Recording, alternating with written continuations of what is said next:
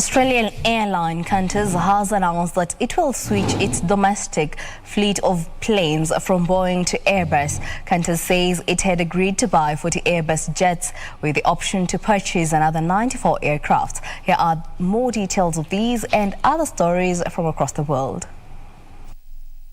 The deal by Qantas to switch from Boeing to Airbus is a major win for the European plane maker and a blow to its US-based rival.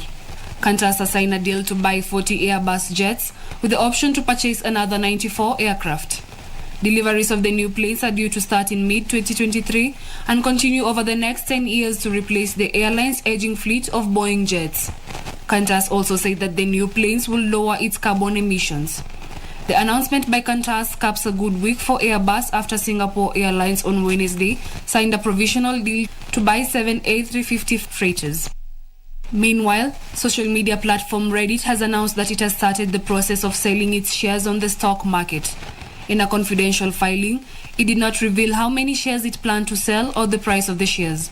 In August, the company said it had raised $700 million in new funding, valuing it at more than $10 billion.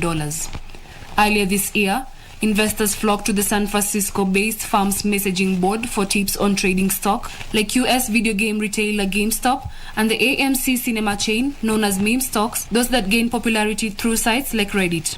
Finally, the Federal Reserve will cut back its stimulus program more quickly than planned as it ratchets up its response to rising inflation. The US Central Bank had already announced it was tapering off the monthly support introduced to bolster the economy during the pandemic. But on Wednesday, officials say the process will be speeded up, suggesting the stimulus will end by March. The Federal Reserve's so-called dot plot graphic of projected interest rate rises shows that the majority of the rate-setting Federal Open Market Committee expect 3 increases next year.